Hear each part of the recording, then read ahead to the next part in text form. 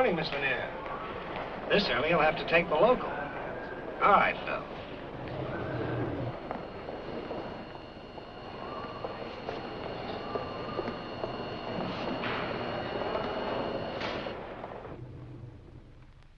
Floor executive, Mr. Lanier. Thank you, Phil.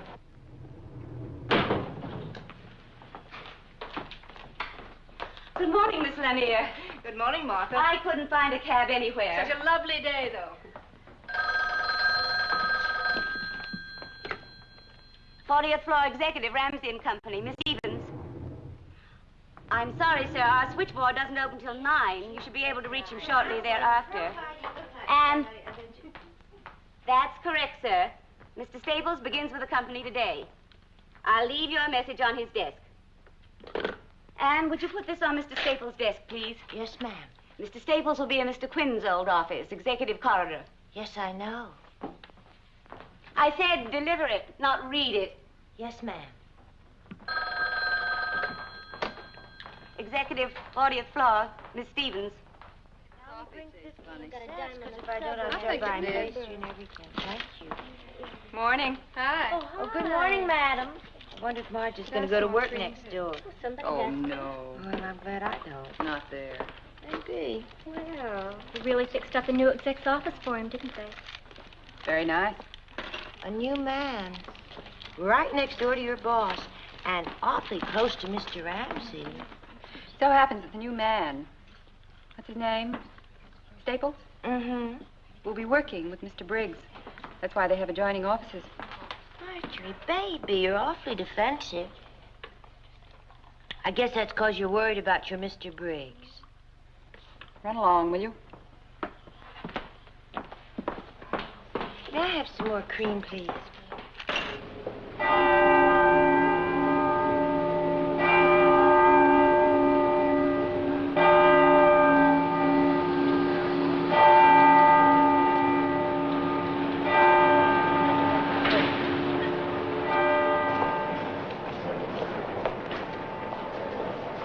Next car, please. Next car. Next car, please. Okay. Next car.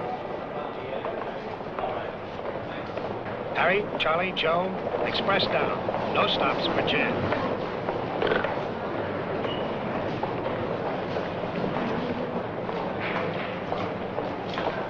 Next car. Next car. Next car, please. Next car. Next car. Good morning, Mr. Ramsey. Next car, please. All right.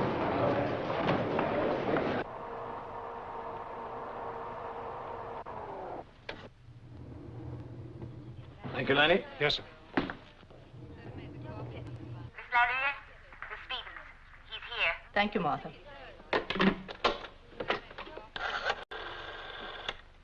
Chief Operator, please. Miss Phillips, you put this morning's 3 long-distance calls through to Mr. Ramsey. Portland, Dallas, St. Louis offices.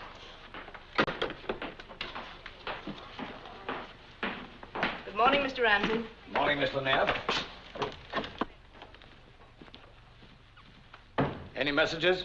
You have calls placed for our Portland, Dallas, and St. Louis offices. Nothing else important, sir. Martin Toolan died. You said you'd wire him. Yes, you'll find a copy in my briefcase. You're right, as usual. Nothing important. I have the Portland report in my briefcase. I want it teletyped this morning to Seattle. Have someone there drive over to Portland and get it to Johnson before lunch. Then run off 20 copies, confidential mimeographing, and have them ready in time for the board meeting. I want it on the agenda. Has Mr. Staples arrived yet? Not yet, sir. Delay that meeting until 10 this morning to give you time to get the report mimeoed and distributed. I want it read, and carefully.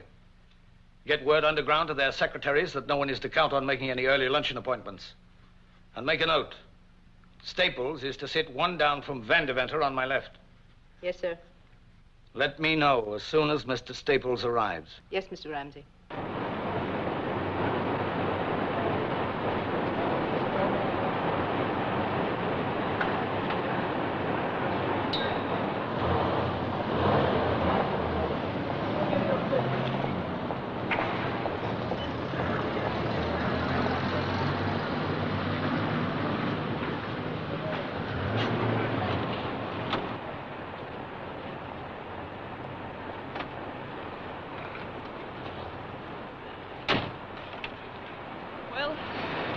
Ed, here we are.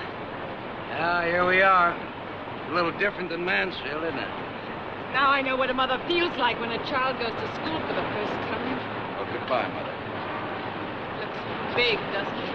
Oh, give me a chance, honey. Maybe I can cut it down to my size. Well, I'm a little late. Shall I call you when I... No. You, go on home after you finish shopping. And find a garage somewhere around Midtown and park the car. I'll phone you on what train I'll be on, huh? Bye-bye. Goodbye, darling.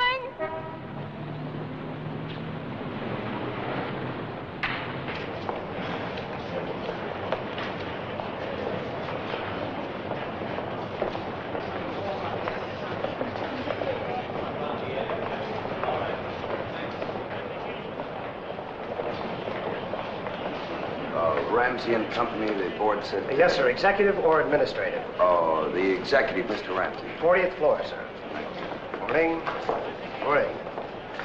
Oh, you want the tower, sir. The tower elevator, sir? It'll be down in a minute. Oh, I'm sorry, thank you. My pleasure, sir. Good morning. Good morning, Ed. Good morning. Good morning. Good morning. Morning, Jamie. Good morning, Bill. Morning, Marge. How was the weekend? Fine. Your letters are on your desk, and the coffee cart will be here in a minute. I can use some coffee. Didn't you get any rest at all? Couldn't even take my kid to the doubleheader. Oh, what a shame. That planning report's going to be a real job, Marge. This will be a big week for you, too, with that thing. I believe we'll try a rough first draft. Long? No longer than the telephone directory. Phew. Marge. Has Mr. Staples come in yet, Marge? No, sir. Mr. Staples? Yes. I'm Margaret Lanier, Mr. Ramsey's secretary. Oh, how do you do? Mr. Ramsey would, of course, be here to welcome you himself, but you caught him on a long-distance call. May I take you back to your office? Well, thank you very much. And on our way, I might show you some of our other departments. Have you met Miss Stevens? I introduced myself, Miss Lanier. Fine. And may I bid you my own personal welcome. We're very glad to see you. Well, that's very nice of you, thank you. Now, if you'll just come with me, Mr. Staples. Miss Stevens. Marketing and sales are below here. We have our own research department on the 40th floor. Perhaps you'd like to see that later. This is the executive corridor. Mr. Ramsey's office is that one down at the end. Then Mr. Jameson, head of purchasing. Mr. Briggs, you'll be working closely with Mr. Briggs. Mr. Vanderventer, chief engineer. And this is your office.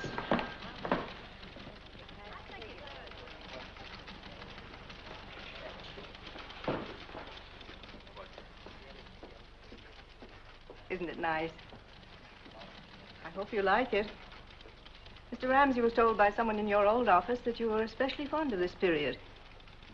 Wasn't your office in Mansfield furnished in early American? My furniture consisted of 2 filing cabinets and a surplus metal desk off of a destroyer escort. No, it's really very attractive. Very. I appreciate it very much indeed. Excuse me, Miss Lanier. Anne said you wanted to see me. Oh, yes, Marge.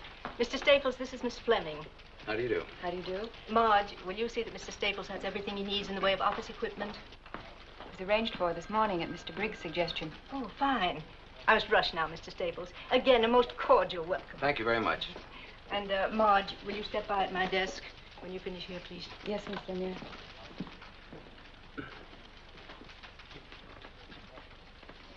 I think I better explain the phone system, Mr. Staples. There are 4 lines. 1 is your private line, direct to outside. 2 is for conference calls. 3 is for inter-office.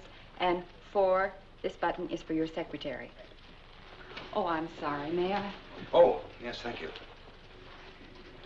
Yes, I think I have that. Let's see.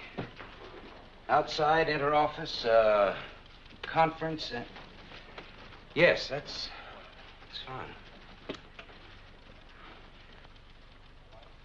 Thank heavens, this isn't early American. Busy? No, not at all. Oh, you must be, Bill Briggs, your next-door neighbor. Yes, of course. Well, I'm certainly glad to meet you, sir. I think, Mr. Ramsey told me you'd been sick, didn't he? Oh, did he? Actually, it's just Just a pesky stomach that's been acting up on me. You just in from Mansfield? Yes, they took a house for... sit down, Mr. Briggs. Settled already? Good. I'm not trying to set myself up as a real New Yorker. Altoona, Pennsylvania, that's where I came from. My first trip home, I was wearing spats. I remember my father not being able to get over it. He says, Bill, he says, you went to New York to see the sights, and instead you become one of them. Well, we just got here Friday afternoon, so this morning Nancy insisted, my wife, she insisted on driving me to work the first morning. Well, you know the way women are. You know, you come out of a small town plant, you feel a little lost in a place like this. Well, as I was saying, you know, we walked into our house Friday afternoon. We'd never laid eyes on the place before, you know. And there it was, furnished like a magazine. Milk in the icebox, bourbon on the shelf, and... I don't know, you gotta hand it to them the way they do things around here. Yes, Miss Lanier handles all that, does a fine job. That feeling that I got driving into town this morning. Well, I got to admit, it's just a little overwhelming. Yes, and it's a pretty wonderful thing to be as young as you are and see it all spread out in front of you like a Christmas tree. You know, you think of big business, you always think of it as being very impersonal, you know? But, it's certainly not true with your Mr. Ramsey. I know what you mean. How much time did you put in Mansfield? Almost 6 years. You must have blown a bugle in Ramsey's ear out in Ohio. He brought you here in a hurry. Well, actually, I wasn't at all sure I wanted to come to New York, but, this Ramsey is a pretty dynamic man. Yes, I know. You see, you've been with the firm some time now, haven't you? Oh, maybe 40 years or so. I seem to recall Mr. Ramsey's talking about you as a production man. You're an engineer, aren't you? Yes, but from what he told me, I guess I'll be a little of everything around here. Mostly in industrial relations. Industrial relations? Matter of fact, it's been one of my specialties. We ought to get along pretty well together. I'm sure we will. Excuse me. Mr. Ramsey's called a meeting in the conference room, Mr. Briggs. Oh? Well, Fred, it's been a real pleasure meeting you. Thank you. Mr. Ramsey's expecting Mr. Staples, too. Oh. Well, then I'll go in with you if you don't mind. Not at all. I just hope Mr. Ramsey remembers hiring me. Mr. Ramsey rarely forgets anything. After you. Thank you. Staples? Yes. Hello. Fred, Hello. this is Harvey Jameson, head of purchasing. Oh, how are you? So they finally finished it. What? Oh, Fred, your office on Friday, the painters and all, it was a madhouse. Say, Bill, are you taking along Ramsey's breakdown? Oh, no, I forgot that. A couple of other things I forgot, too. Jamie, would you and Fred go along together? I'll be in a few minutes. Fine. I suppose Lanier's giving you the cook's tour. What? Oh, yes. Did he show you the conference room? Oh, yes, on the other side, yes. Mr. Briggs? What is it, Marge? I don't know. Mr. Briggs, I think I ought to resign. Resign? What are you talking about? What happened? What is it, Marge? Mr. Briggs, I've just been ordered to go over to Mr. Staples as his new secretary. Temporarily? No, I don't think so. Who gave this order? Miss Lanier, When? about 5 minutes ago. I'm supposed to break in your new secretary. They've picked a new secretary for me? Yes, I think so. It's out of the question for you to resign, Marge, to even think of resigning. You're a fine, wonderful woman and a great secretary. That's the reason they want you over with Staples. He'll need someone like you because he's new here and they want him to get into harness fast. Who can tell, Marge? One of these days, that stomach of mine, pretty perverse organ, and I'm tired. You know, as it must to all men. Mr. Briggs? Have you any idea who your successor is? Yes, they've chosen Sylvia Trammell. Miss Trammell. It is so ordained. So be it. She's new, but she's supposed to be very good at dictation. Well, we'll give her a chance to prove it. Mr. Briggs, if I could only tell you what this job has meant to me, what working with you has meant to me. All right, kid. Wash up, get your money, and get out of here. And give Mr. Staples all the best you've got in you. I know you will. That's the only way you operate. I like the guy. I have a feeling he's going to carve out a career around here. Yes, sir. Everybody seems to think so. I'm sorry to keep you waiting, gentlemen. Mr. Ramsey will be with us in a moment.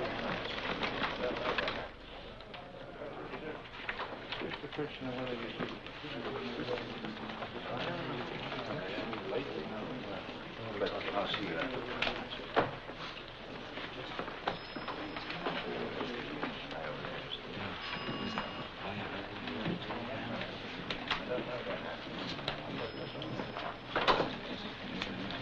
Been away, have you? Good to see you. Oh, sorry, Fred. I was held up for a few minutes. See you later, Fred. Now, where are we going to sit you? Oh, here's an empty chair. I guess you can sit right here. Mr. Staples, will you sit over there, please, right next to Mr. Van Deventer? One down for Mr. Ramsey, please. Welcome back, Bill. Feeling better? Much, thank you. A little stomach. Good. I'm glad it's cleared up. John, don't forget that contract. Can you get it through tomorrow? I think so. I have the preliminary sent over your office. First, gentlemen, I'd like you to look over the memo sheet on top. Haverford Mutual had some doctors look into the matter of executive diets. Their findings showed incredible deficiencies. They've gotten up some food tables. I've had them memoed. I'd like you to look them over. As you know, it's been my feeling that a healthy executive is an efficient one. I think it not amiss now to introduce the newest member of our team, Mr. Fred Staples. He's from Mansfield, Ohio. As you all know, he was general manager of Queen City Tool and Die until we took it over. His record there was a brilliant one. He's a production engineer by training, an industrial relations man by instinct. I expect good things from him.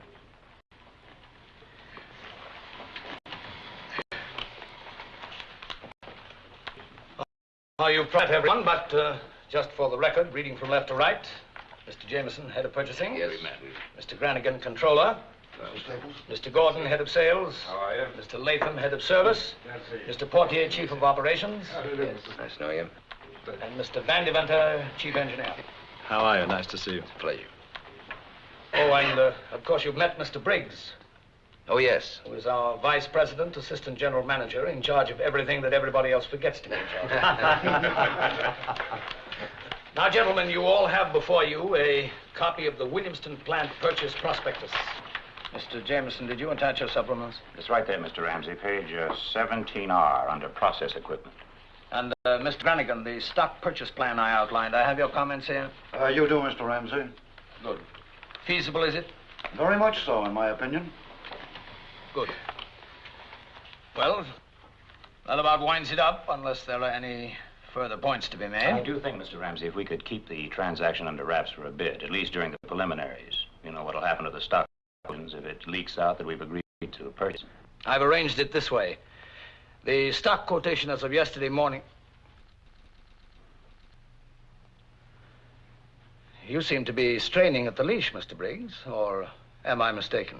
You mentioned here that probable time of purchase would be sometime in June. Are the plants to be in receivership until then? That seems to be what it says. That means 6 months with improper maintenance of equipment. Oh, I doubt it, Bill. I've had two of my best men out there for the last 6 weeks. Oh, we had a varying voltage problem, but that was taken care of. You know, maintenance-wise, I doubt if there'll be $1,000 worth of deterioration. How about goodwill? What about it? The plant employs 900 men. That's half the working force of the village. So? So what do we do with these men? Cover them with cosmoline and put them away in a drawer until we get ready to resume production? I thought your concern was for the plant. And what good is the plant without the men?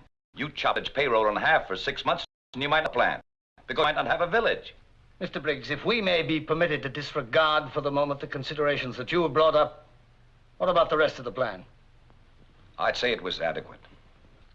Adequate. That, gentlemen, is the kiss of death, believe me.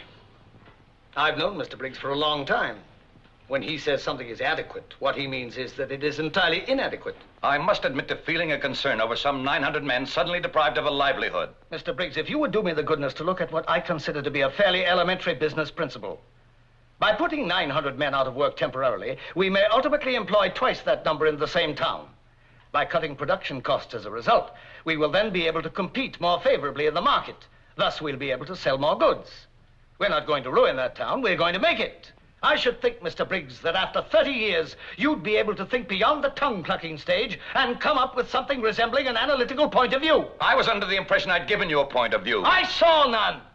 I perceived what amounts to a rather emotional little tidbit that was decidedly more charitable than cooperative, and by no means thought through. I asked, I believe, for an objective view of a business venture. From you I got, and I seem constantly to be getting, a very negative response of any at all. Adequate, I believe you said. Well, Mr. Briggs, this little move will save us conservatively $500,000, which we'll be able to put back into the business. I must say you take a liberal view of adequacy. I didn't intend to make a central issue out of this, but I did feel it important enough to air in this meeting. Well, you have aired it in this meeting. I think it's a good thing you did. But I think, Bill, we're pretty much of one mind about it now. And we may assume the matter is closed now. Mr. Briggs.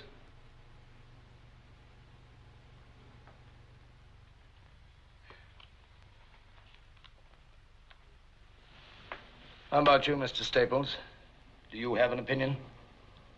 No. No, I think not, Mr. Ramsey. Why not? Well, frankly, it's a little out of my grasp at the moment. I don't know anything about the firm, its corporative setup, reasons for bankruptcy, or for that matter, its product. I'm afraid I'll have to pass. Good answer. I respect thoughtful judgment, Mr. Staples. Congratulations. We'll adjourn now until 2 o'clock. I'm sorry we got started so late this morning, but I wanted this analysis mimeoed for your inspection. After lunch, we'll take up the Portland report, which you have before you. Mr. Granigan attended the stockholders' meeting there on Tuesday, and we'll begin our discussion with his report. That's all. All right, sir. Oh, Bill. All right, come and have some lunch, eh? No, thank you. Oh, Bill, wasn't there something you wanted to speak to me about before? Nothing important. Fine. Tummy's all right, eh? Cast iron. Couldn't be better. Good. Keep it up. Oh, Staples. See you then. You bet.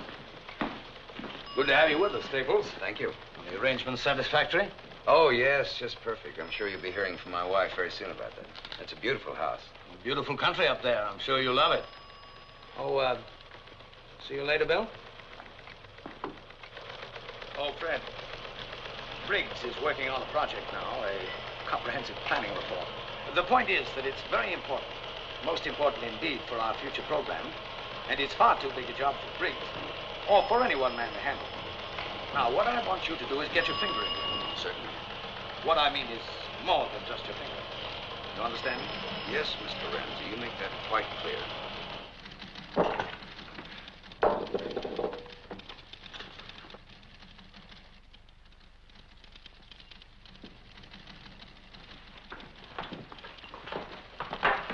Oh, could I see you a minute, Miss Fleming?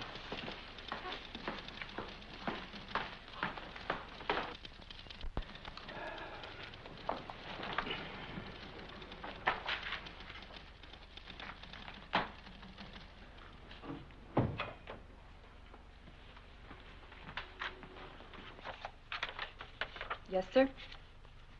Oh, I wonder if you could check for me, please, as to who's to be my secretary. I need some notes typed up.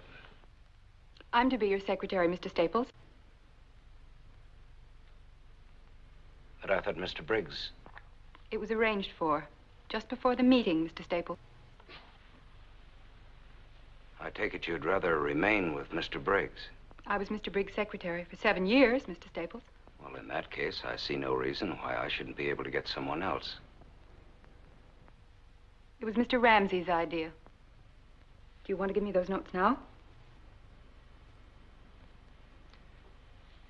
No, Why don't you have your lunch first, Miss Fleming? We'll take care of these when you come back.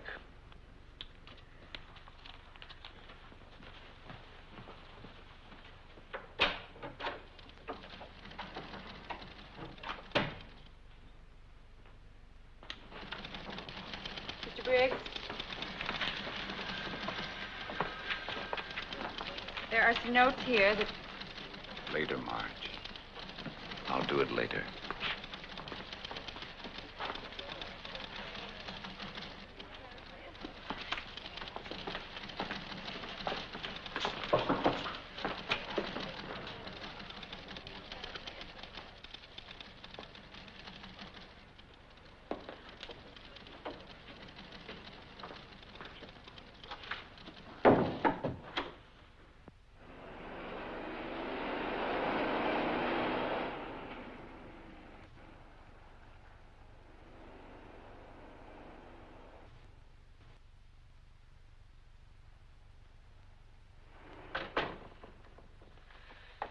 Darling, you didn't say anything about my new hairdo. Do you like it? Yeah, it's lovely. Wish you could see the new dresses I bought. They're just beautiful. Where are they? Oh, they're still at the store having little things done to them. Oh, come on in the kitchen. I'll fix you a drink. Not the kitchen. The library. Oh.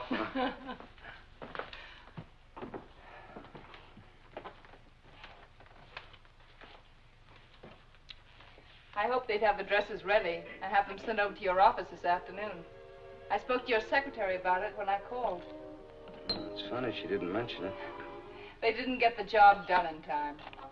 She had a nice voice. What'd she like? Who? Your secretary. Oh, what you might expect. You know. What's her name? Now, to tell you the truth, I didn't get her name. Only her dimensions. All right. No, her name is Fleming. It so happens you don't have a thing in the world to worry about. She doesn't like me worth a bit. Why? Well, I guess she prefers working for a former boss. Well, then why doesn't she? I don't know, some kind of strategy at the top, I guess. That sounds funny. Yeah. Her ex-boss happens to be only one of the vice presidents. My superior, and a very nice guy to boot. Could that perhaps be a good sign? Well, you figured out. Left me a little up in the air. You know, Nancy, running a plant in Ohio is beginning to take on all the aspects of a nice, simple, uncomplicated gravy train. What happened today? Oh, nothing really. Just an impression, I guess. Sort of queer undercurrents and tensions and... Good luck.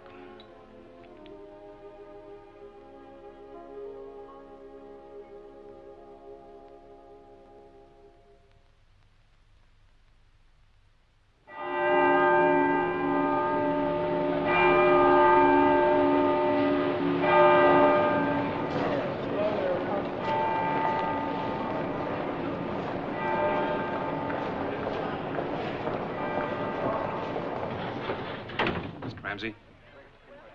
Good morning, Mr. Ramsey. Stevens? Fine, thanks, Jerry. Let me see that breakdown again. Oh, sure. Miss Fleming, would you step in for a minute, please? Yes, Mr. Staples. No, that's not the one. Oh, sorry. Let me see that. Yeah. Now, this is the only one that I have cross-indexed for division, so don't let him keep it. I want Billy to take my letter from Henry Jacobson with him. Oh, yes. Now, look, Billy. Henry is a nice, sincere guy, you know? Made out of Bessemer steel. He hasn't been off of his duff since he learned how to walk. He started out stoking coke furnaces when he was 14. Was mill foreman when he was 20, and then he ended up buying the whole plant for his own 40th birthday present. So, you know what I mean. Watch out. I sure will. Get him that report, and then remember what he says. Make stenographic notes when you can, and when you can't, put it all down on paper as soon as you get out of the office. No approximations. Make it as... Yes, I know you have to go. I want to know what they're thinking. I want to know how they feel about every paragraph of that thing. I just hope they'll open up more to you than they did to me. I'll be down there sometime next week for their decision. Okay. Mention that to them, will you? Yes, I will. Hello? Hold it, please, just a second. Have a nice trip, Billy. And be sure and call me Sunday night. Yeah, I will. Thank you very much. Thank you. Yes, Bye. put him on. Don't go away, Miss Fleming, please. Hello? Judd. Look, I'm sorry. I meant to call you right back. It's about that Atlantic States Nitrate meeting set up for October the 3rd. I'd like a delay on that. Well, I want to walk in there sure of my ground, and October's not going to give me any ground at all. Yeah, could you do that? Well, that'd be a help. November 7th? Fine. Look, I'll see you in the dining room. Okay, good. Put that on my calendar, please. Now then, where'd you get those wires off? Yes, sir. Good. Right after lunch, I want you to set up a conference call with Ramsey, Jameson, myself, with Frank Daring in Denver. Got a minute, Fred? Sorry, Marge. This is urgent. It's about that NLRB vote in Portland. What about it? Ramsey's grumbling about it. He thinks it's premature. Premature? What's he talking about? He's had that plant running on wishful thinking for 19 months now. We've got a labor problem out there all primed to explode in our face. Now, look, Bill, you better walk in his office with a great big neon sign, strike, you know? Then tell him I've got a little estimate worked out that it'll cost us conservatively $4,000 a day if that plant goes out. Oof, you know how that'll hit him. Yeah, well, you go in there and dig up the ground, and I'll follow you with a bulldozer, and we'll plow him under. No, we've got 800 big lumberjacks out there, and if they go, that'll do it big, you know. This won't be any one-week picket. This thing could go on for a year with no strain at all. You walk in there, set the charge, and I'll be in to light the fuse, huh? Fine. I'll have to call you back.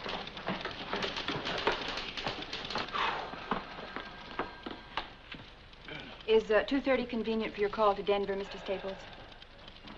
Do I have anything else on? I got another problem out here, if you can spare a minute. Well, Paul, how are you, partner?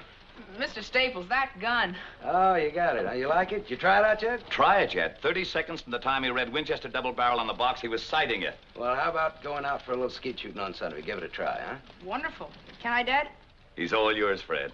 He's a little too strenuous for me. Mr. Staples doesn't get tired like you do, Dad. I don't get tired. He was an All-American. Well, it was just terrific, so I had to stop by and thank you. You forget it. Well, so long. I'll see you outside. Real thoughtful of you, Fred. It's my pleasure, Bill. Hello, Mr. Ramsey. Hi, Paul. Still taking your vitamins, are you?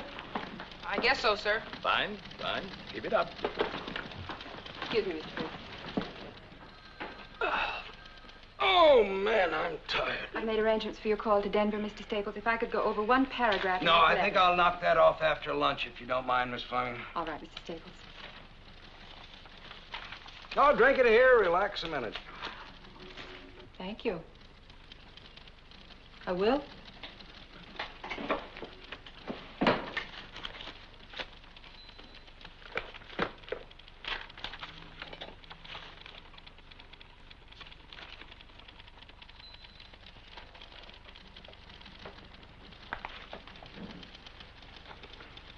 Would you like some of mine? Yes, thank you. As a matter of fact, I would. No, that is plenty, thank you.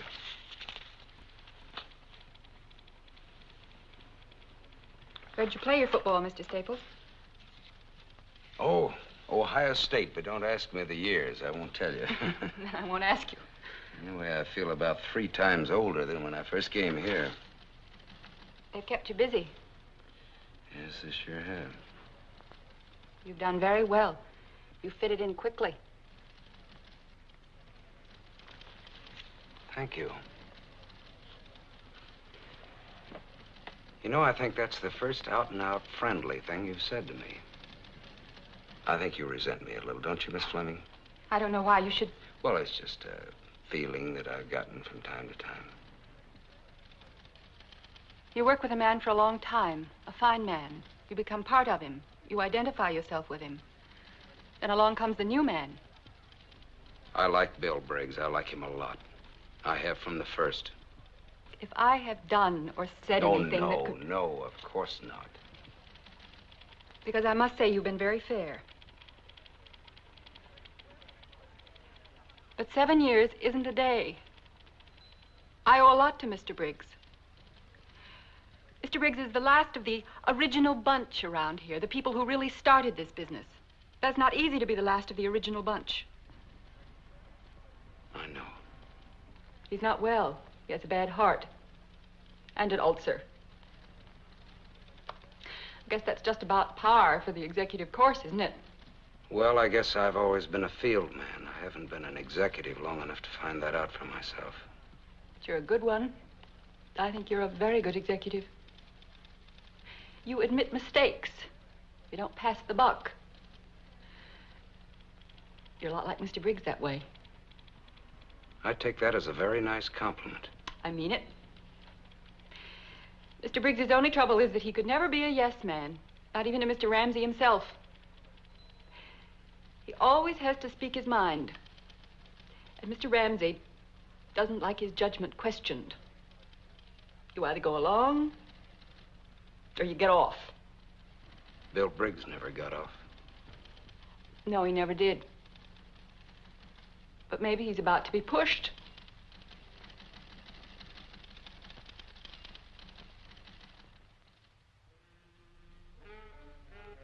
He blew up at the next round, and then Howard went right by him with a 65. A 65, I ask you. 7 birdies, and he sank an 82-foot putt on the last green for an eagle.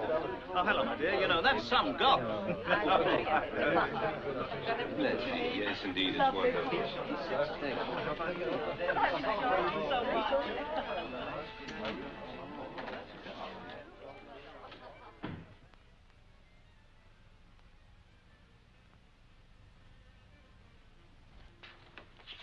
The coffee will be ready in just a little while. Fine. You know, my father's recipe for coffee was to mix salt and chocolate with the grounds. Cook them all up together. He'd never drink anything else. Sounds wonderful. They serve it at a small downtown restaurant I eat at occasionally. I must remember to mention it to Fred. You said he was a confirmed coffee drinker? Dedicated. Fine. He's quite a young man, this husband of yours. Have you had a chance to read much of the report? Of course, it isn't finished yet, Well, but... thank you for letting me see this much. Not according to Miss Post, I suppose, at a dinner party, but it makes me extremely proud of my judgment. So happy. He's been worried about it, and... Nancy. Will you excuse me?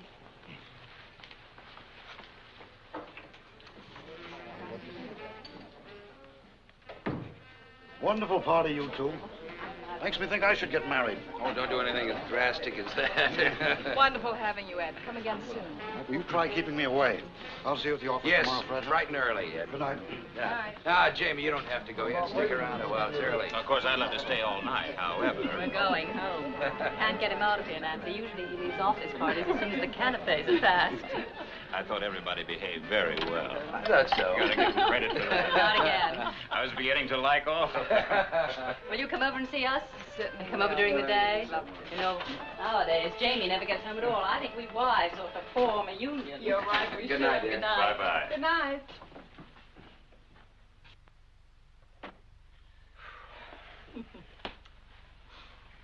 I wonder what happened to Bill Briggs tonight. Oh, darling, I forgot to tell you. He phoned earlier. He said he wanted to come, but he just didn't feel up to Oh, it. Nancy, I wish you'd have called me to the phone. I wanted to talk to him anyway. Darling, Maybe you if were I'd have... busy. Well, I know, but I... What about Ramsey? Is he planning to spend the night? No. He just gravitated towards the library and made himself cozy. It sounds a little like artificial gravitation to me.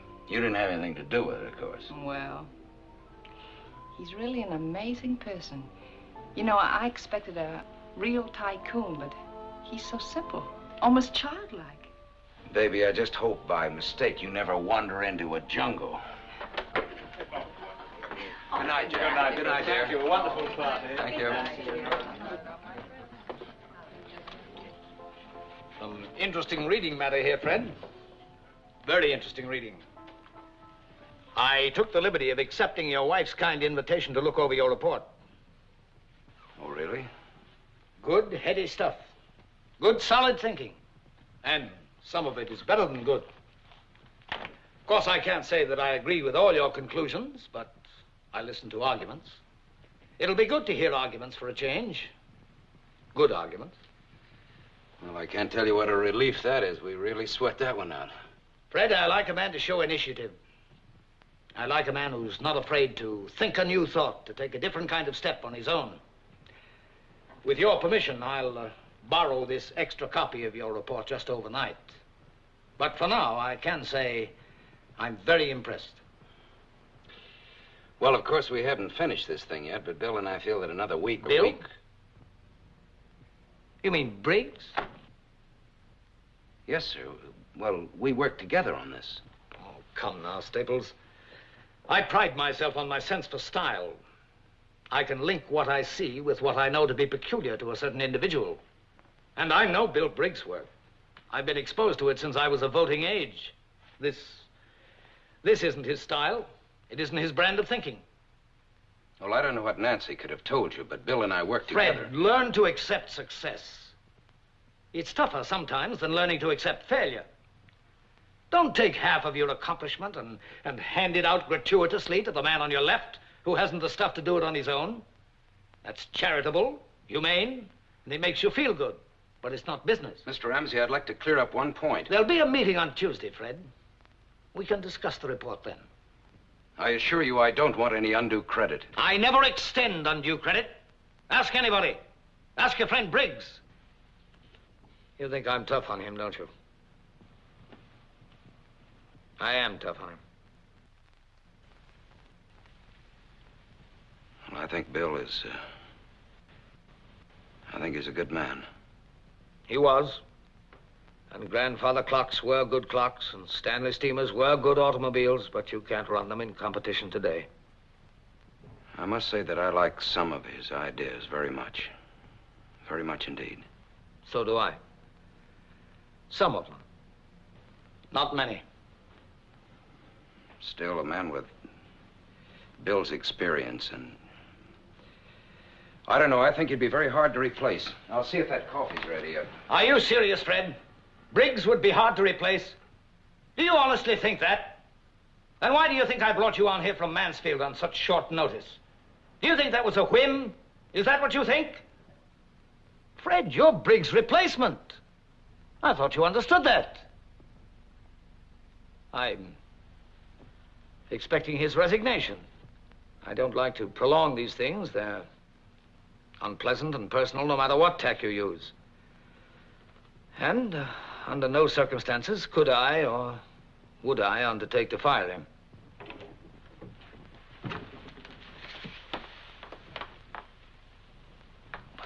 Coffee's in the living room. I thought perhaps you'd like to go in there. It's quiet. Look at the time. I really must go. It's been a wonderful evening. Sorry you have to leave so soon. I really must. My coat, I think, is in the bedroom. Oh, yes, of course. I'll get it for you.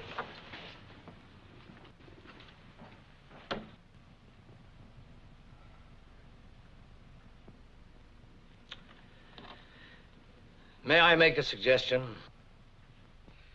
Mr. Ramsey, I don't want to seem ungrateful. I'm not looking for gratitude. You can't run a business on thank you notes. That's Briggs' trouble. And God forgive me, that was my father's trouble, too. This incredible conception of a huge industry being run like a soup kitchen, like a welfare comfort station. I know what the old-timers think of me.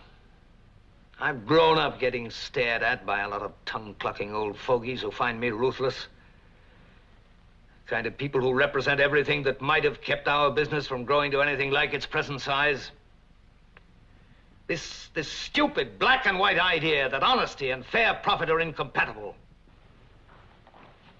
I just happen to feel that the atmosphere of a large corporation cannot be constantly cathedral-like.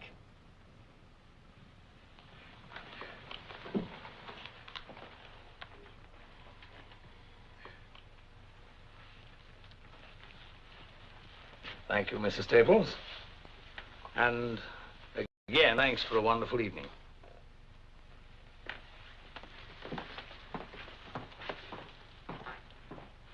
I'll see you in the morning, Fred.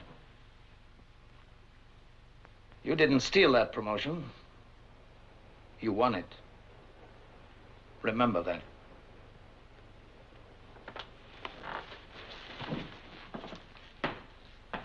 Good night, Mr. Ramsey. I hope you'll come soon again. Thank you, Nancy. I hope I'll be able to. Good night.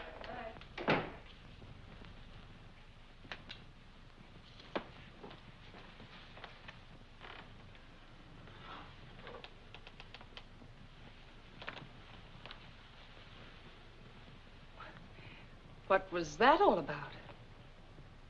I'm Bill Briggs' replacement. Vice presidency.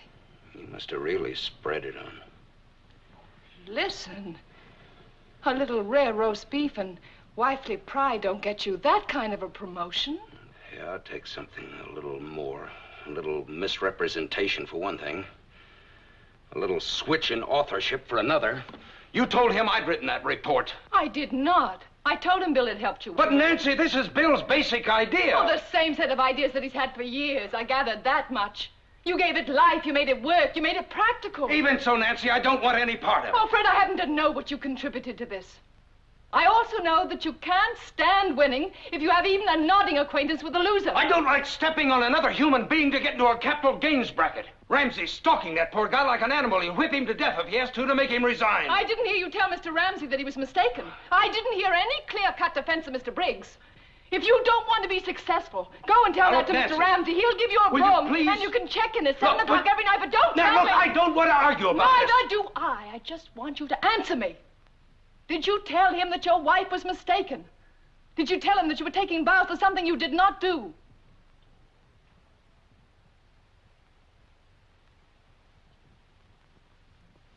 No. No, I didn't. Why not, Fred? Why not? Because I want the job. Thank you for a straight and honest answer. Now I think we can both sleep tonight.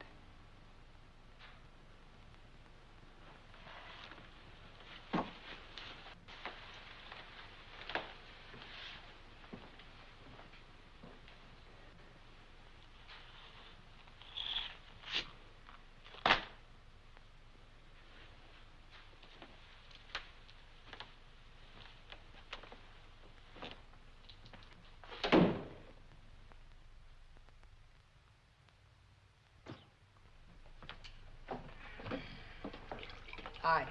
Good morning, Paul. Where's Cora? She's late, I guess.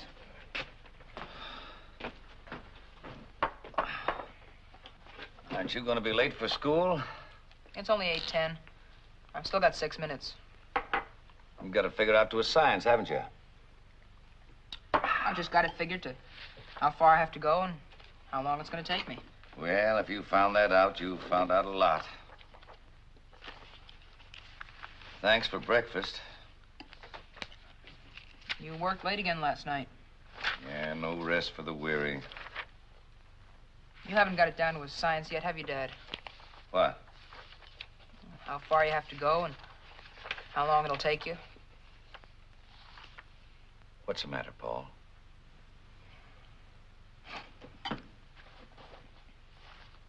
Here's last night's doubleheader, the one we were going to see.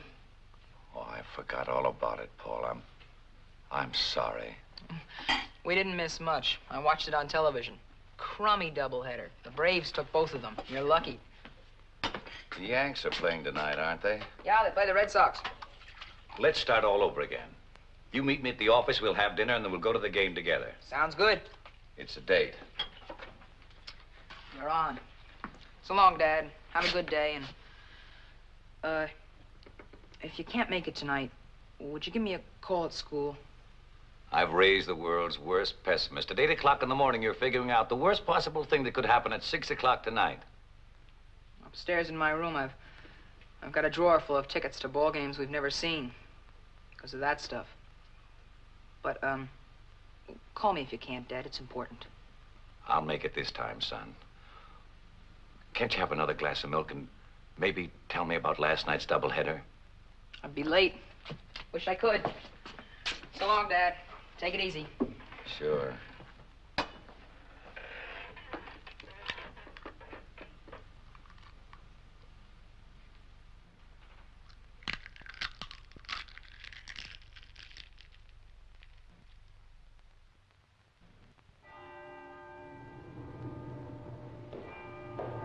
Good evening, Mr. Staples. Good evening, Sally.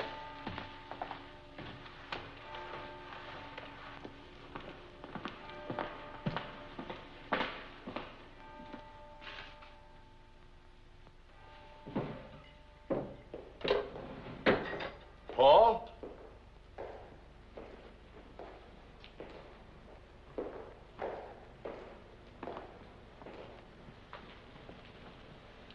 Hi, Bill. Hi, Fred. I thought it was my son. He's going to pick me up. Got time for a cigarette? Sure. What are you doing here? I thought you were going to the ball game. I've had a miserable headache since dinner. So I sent Paul on to see the game alone. He's going to pick me up. How long you been here? Couple of hours, I guess. Can I get you an aspirin or something? Oh, no. It's much better now. Anyway, it gave me a chance to look over the supplements you did for the report. I think Ramsey's right, Fred. You may be an engineer by diploma, but you're a crackerjack industrial planner by instinct or something. Coming from you, Bill, that sounds real good. No question about it.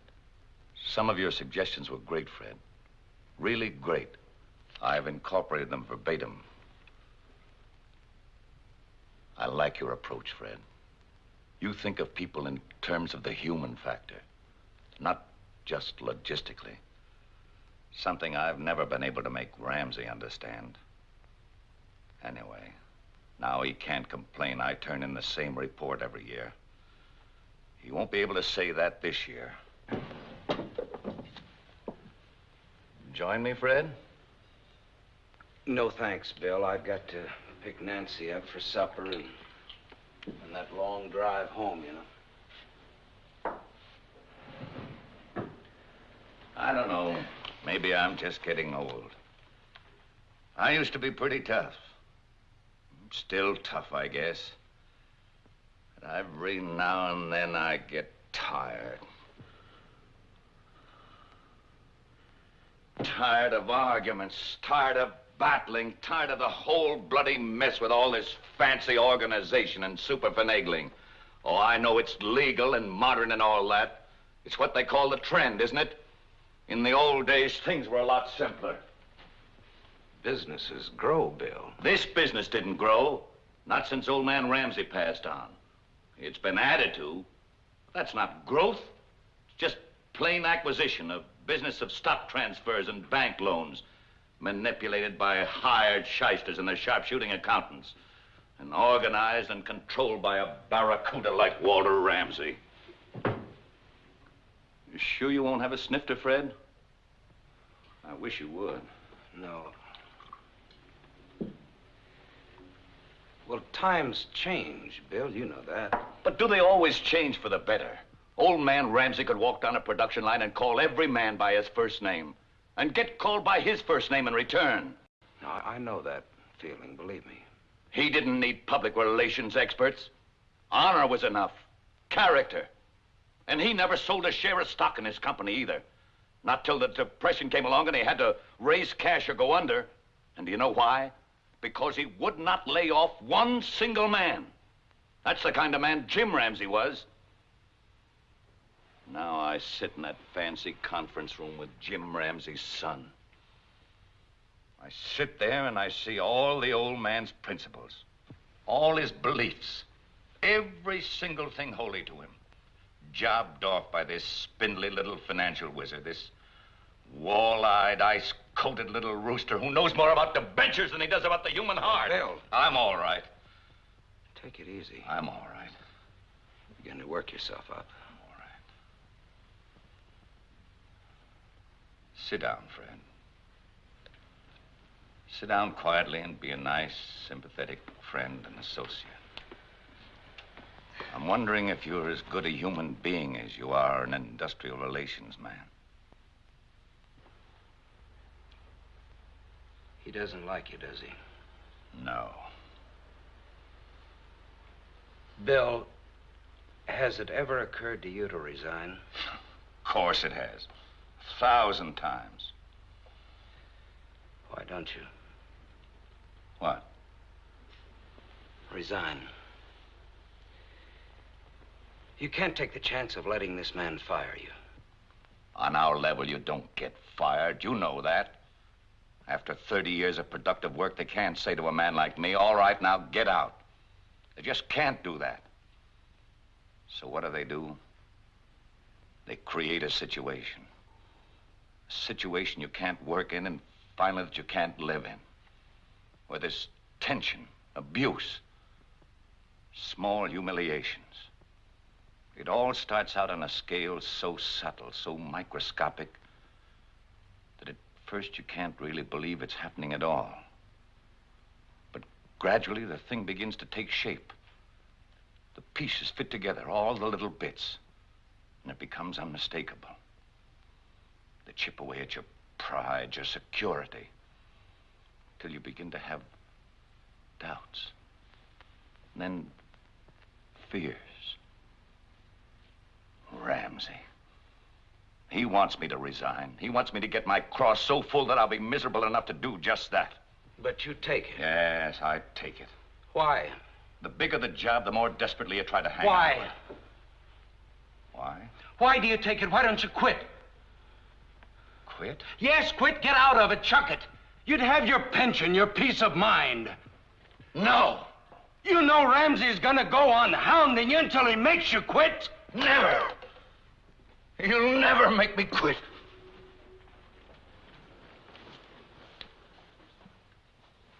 Bill, I wish I could understand why you go on taking it. Because I'm weak, I guess. Because I'm 62 years old and I don't think I could get another job. How's that strike you? How do you think? Once in a while, I have a dream. I dream I'm sitting in that conference room and he starts working me over. I'm just smiling, see? Perfectly calm, and I'm taking it. I don't show the slightest resentment. And then without any change of expression, I get up out of my chair and I walk over to him. And I say, Ramsey. Bill. Ramsey! Bill! Ramsey, I say, and then I smash him. Bill! And then I smash him again. Bill, get a hold of yourself. And I hit him again. What's and wrong with you? Fall, and I hold him up. Bill! Stand up, Ramsey, I say, I'm not through yet. Bill!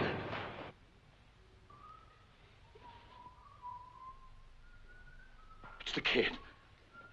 He's coming to pick me up. Fred, I don't want him to see me, not like this. You're all right, Bill. Just sit down now. No, he can't see me like this. Fred, help me. Help me. All right, I'll take care of him. You just lay low for a minute. I'll see he gets home. Tell him I left early to get some Bill, rest. please be quiet. Please, Fred, hurry. Be quiet.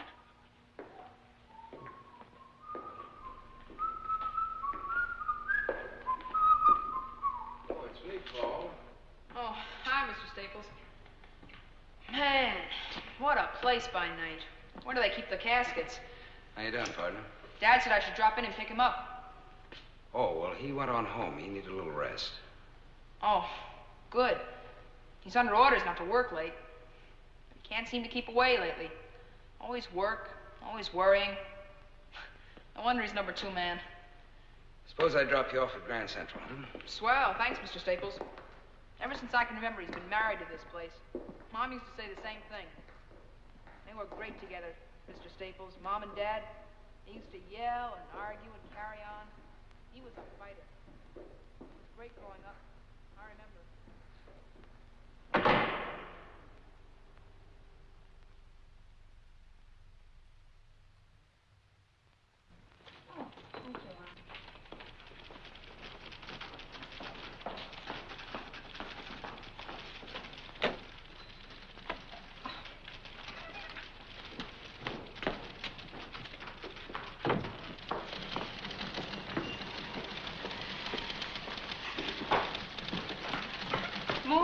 There's another bundle on the truck.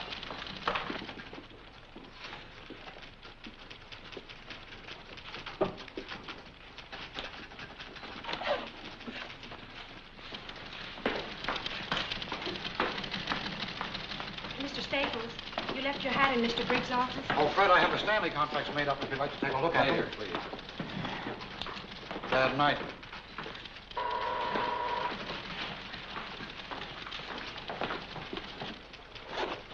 Yes, Mr. Staples? Now, this is the proposals report. Give that to Miss Lanier for confidential memoing. Tell her that Mr. Briggs has the only carbon. Is he in yet? No, sir. Mr. Staples? Yes. It's not signed. How would you like the names? In what order? First yours or first Mr. Briggs? Oh, I don't care. It makes no difference to me.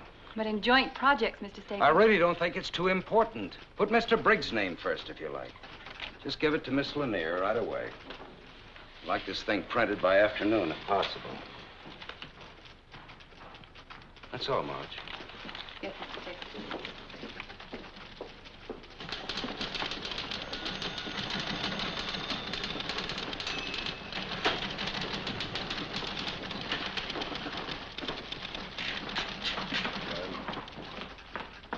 Yes, Marge, dear, what is it? The proposals report. Would you sign it so it can be printed? Oh, would you? Just a moment, please. Marge, will you please take it into Mr. Ramsey? He asked to see it first. Hello? Oh, yes, good morning. Is that the report? Yes, sir. Miss Lanier said you wanted to see it. Yes, I do. Who signed this? I wrote the title page. Mr. Staples suggested I sign it.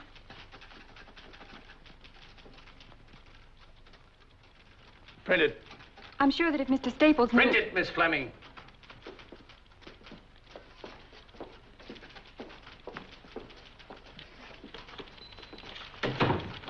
I can sign that report now, Marge.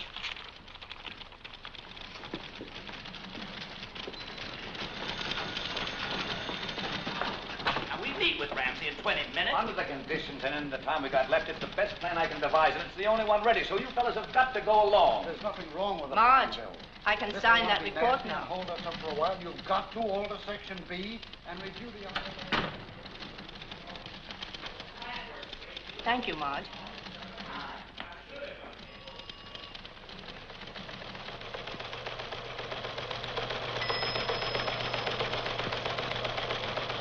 The major projects during the period of aforementioned being the Huber Petroleum Refinery, the Sterling Cast Airs Refinery, the Chatham Nickel Smelter Company, the Henderson Valley Dam, the Swing Carbon Steam Plant, and the New England Canadian Natural Gas Pipeline.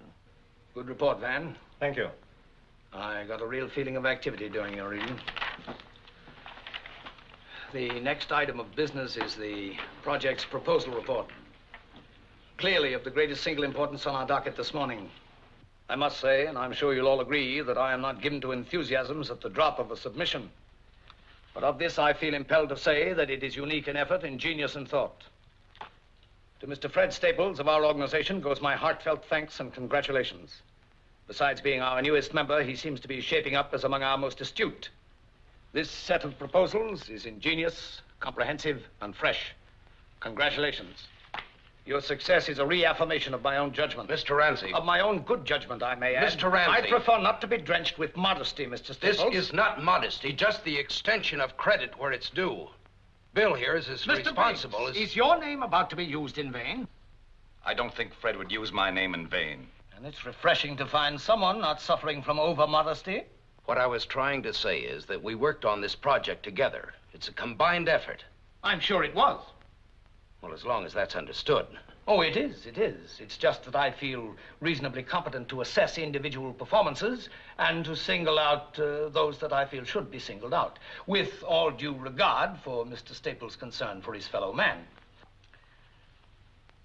Now then, if Mr. Briggs' ego has been sufficiently nourished... I don't think Fred brought this out to feed my ego. Oh, well then whatever it was that prompted his precipitate dash to your defense... There was no dash to my defense. Why don't we drop the thing, Mr. Briggs? I hate becoming entangled in absurd little personality conflicts. I'll put a star by your name on the front cover if that'll make you happy. My name is no longer on the front cover. Mr. Briggs. You're twisting the entire thing to make it appear as if I were grubbing for some sort of recognition. Mr. Briggs. I find it unfair, Mr. Ramsey. We have a full agenda. If you feel so bruised that you must persist in prolonging this discussion... Mr. Ramsey! Let me finish, Mr. Staples, if I may. We have only one purpose here, to work. We cannot hope to accomplish this if we must be continually subjected to these singularly unbecoming strains and tensions, these childish claims and counterclaims. Mr. Briggs, I ask you a simple question. Is it or is it not within my province to credit a man with a job well done? Of course it is. Then may we drop it now? Only if it's clearly understood that I don't submit to any of these calculated discolorations of a man's worth. As to a man's worth, Mr. Briggs, I think I've proven myself a competent judge. I ask you to recall that I built this business from a scratch pile of used lumber and a few machines into a giant. And I made few mistakes in doing it. Few mistakes in business and few mistakes in judging men. Well, you've made one this time. This report... I refuse to engage in a running fight because a supposedly responsible official of this company persists in wasting time haggling over credit. That is not fair. I was not haggling over credit. This is a joint report that we worked on. Don't presume to tell me what's true and what is not true. What am I, some kind of idiot that I can't recognize another man's thinking? Whatever your abilities in the past, Mr. Briggs, your work hasn't shown this stamp of originality and talent in 10 years. A man slips, clutches, he loses his grip, he tries to hang on by someone else's. You have no right to say that. Bill, will you please speak up? Do, by all means, Mr. Briggs. You think I'm mistaken, do you? Shall I go through 150 pages and point out to you line by line where another man has taken over for you? Has had to take over for you? And I can point out sections of this report that I never had to touch. Had to, Mr. Staples? Of course you can. Let me show them to you. I've seen them submitted year after year. Principles and precepts for better business. Mr. Briggs' yearly platitudes. But you translated his unworkable, well-intentioned philosophy into tough business procedure. You make it work. Ramsey! Mr. Briggs, I will not tolerate insubordination on any level. And if anyone here finds that intolerable, he has the God-given right to offer his resignation.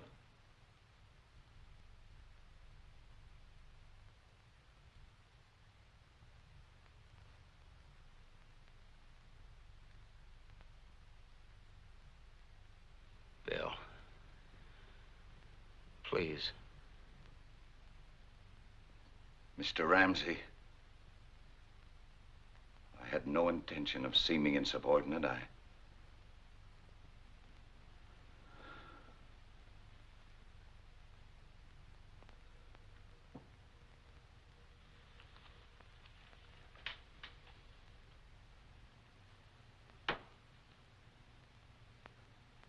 Meeting is adjourned.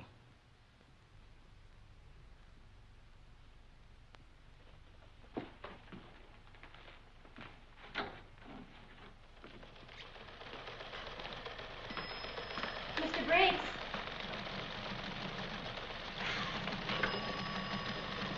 Mr. Briggs.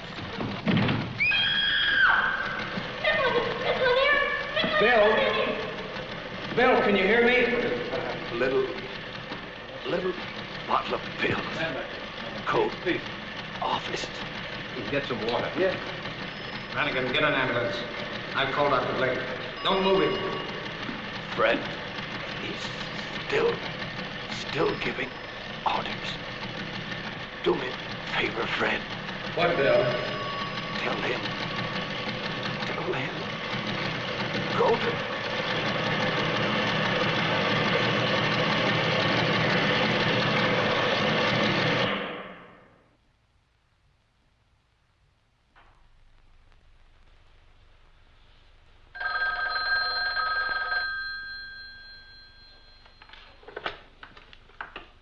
Hello?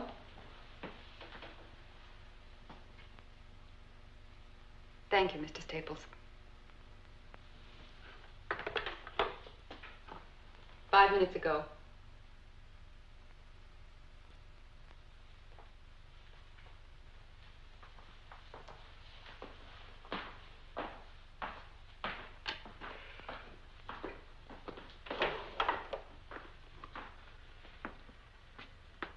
Just had word from the hospital. He died 5 minutes ago. Thank you, Mr. Brannigan.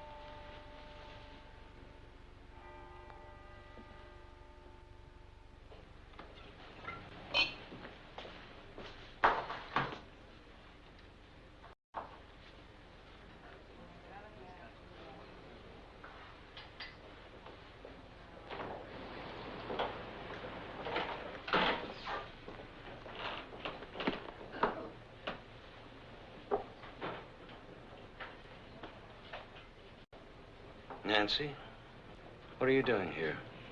I called your office. And there wasn't any train, so I drove here. How did you know where to find me? They told me at the hospital.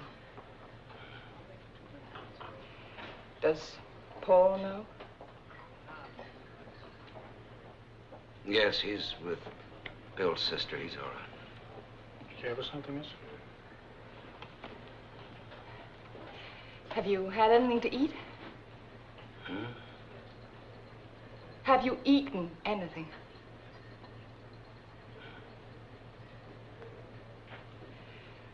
Fred, what happened? Nothing. Not a thing.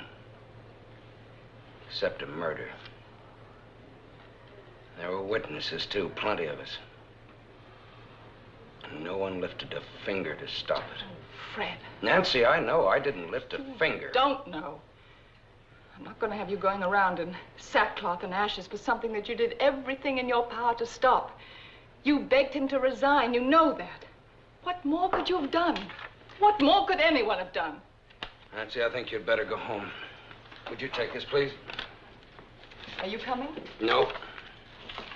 Then I won't go. I want you to go home and start packing. Where are we going? I don't know. Somewhere, anywhere. Just away. There's an awful stink in this town, and we're going to get away from it. Come on, I'll put you in the car. No, I'm not going to leave you alone. Nancy, I want you to go home, please. No, I'm not going tonight. Tomorrow I'll do anything you ask. I'll pack. I'll go anywhere you ask, but not tonight. Not in the state you're in. Now, look, there's something I've got to do. Fine. Then we'll do it together.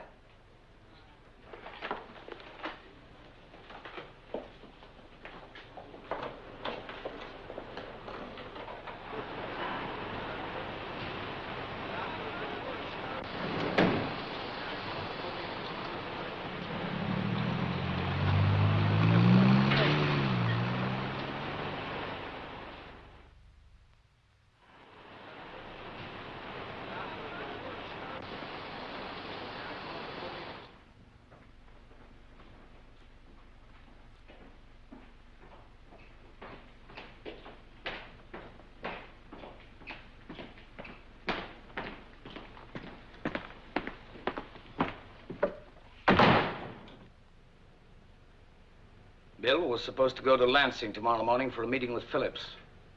You'll have to take his place. I believe I've already mentioned that. Yeah, you mentioned it.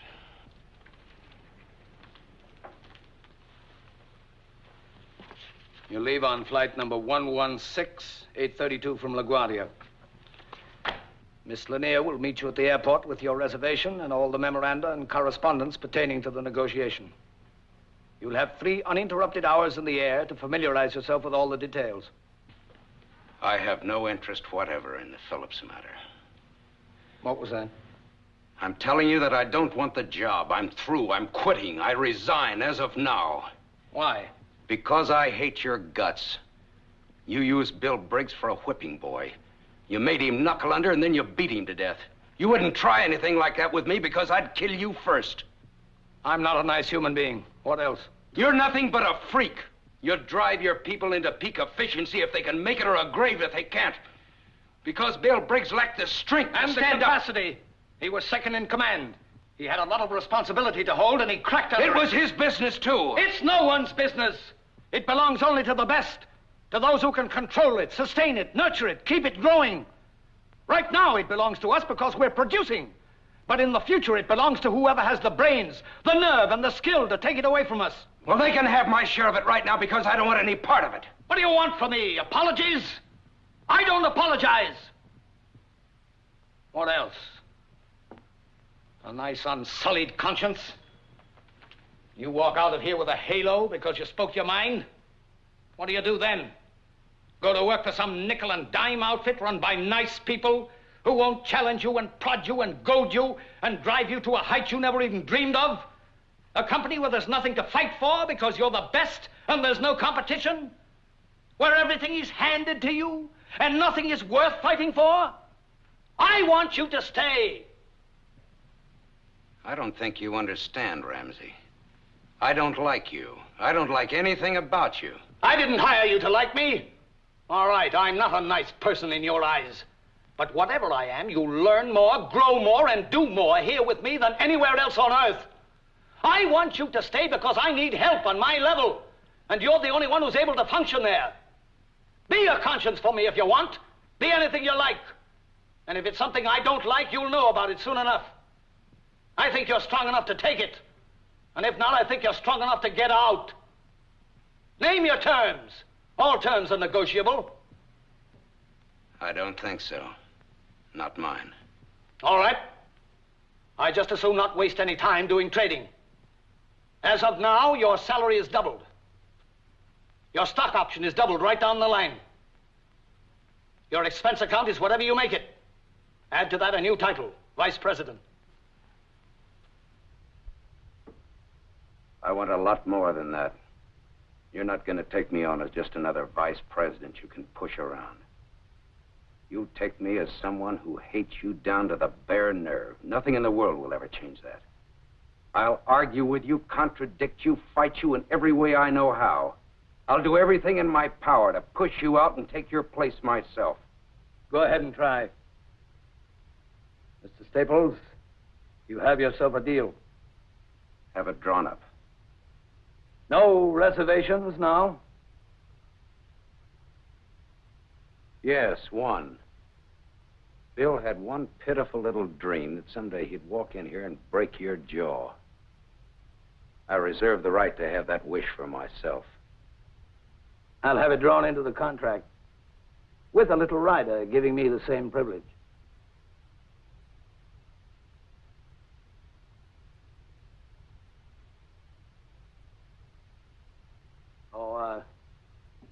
Staples, you'll be pleased to know that Bill Briggs' boy is being taken care of. Will that let you sleep better tonight? It begins, huh? It begins. Fair enough? Fair enough.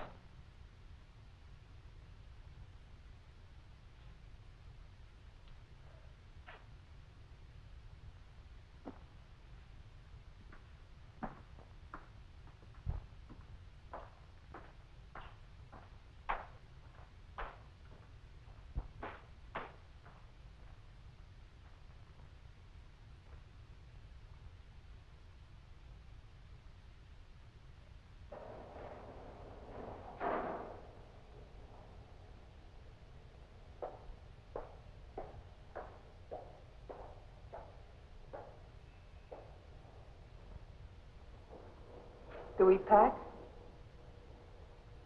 No. We stay. On whose terms? Mine and his. Are you satisfied? Yes. Oh, Fred. You know, it's easy enough to chuck something you think is wrong, but I don't know, this way maybe there's a chance. I'm so happy. Well, we'll see. I've got to go to Lansing. Morning plane. When will you be back? Tomorrow night. I'll be late. Aren't you always?